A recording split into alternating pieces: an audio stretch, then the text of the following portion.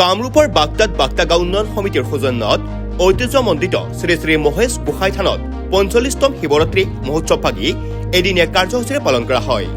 সেই অনুসৰি পুৱা স্বচ্ছ অভিযান, বাগদা গাঁও উন্নয়ন সমিতিৰ পতাকা উত্তোলন, ধৰ্মধ্বজা উত্তোলন, স্মৃতি তৰ্পণ, বৃক্ষৰোপণ, শ্ৰী শ্ৰী শিৱৰাত্ৰি পূজা মহোৎসৱৰ মুখ্যদ্বাৰ মুকলি, শিৱগীতা পাঠ, মন্দিৰৰ মুখ্যদ্বাৰ মুকলি, আয়তীসকলৰ নাম প্ৰসংগ, স্থানীয় শিল্পীৰ গীত পৰিৱেশন, পূজাৰ প্ৰাসংগিকতাৰ বিষয়ে আলোচনা, মানস বন্তি প্ৰজ্বলন, শিৱ মূৰ্তিত মাল্যাৰ্পণ, সন্ধিয়া বন্তি প্ৰজ্বলন, নিশা নাগাৰ নাম পৰিৱেশন, প্ৰসাদ মহাভোগ বিতৰণেৰে অনুষ্ঠানৰ সামৰণি পৰে।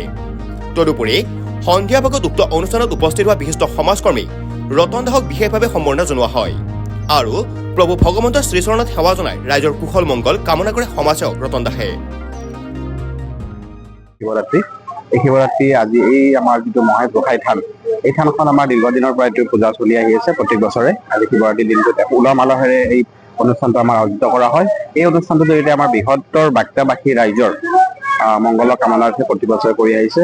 এই আধ্যাত্মিকতাৰ লগতে কিছু আমাৰ সাংস্কৃতিক নামৰ নাইটোবা আপোনাৰ ভাওনা হওক এইবিলাক চলি আহি আছে। সেই অনুসৰি এইবাৰো আমাৰ এই অনুষ্ঠানটোৰ পিছতেই নাগাৰা নামৰ অনুষ্ঠানো আছে। গতিকে উদযাপন কমিটিয়ে বিভিন্ন ধৰণৰ আয়োজনেৰে বাগদাবাসী ৰাইজৰ সহায় সহযোগিতাৰে এই অনুষ্ঠানটো পালন কৰি আহিছে, এবাৰ কৰিছে।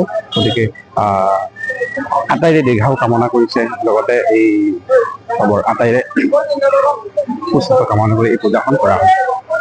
হাজোৰ পৰা Anamika Kalita report, news any 365। Stay informed, stay ahead. News Any 365.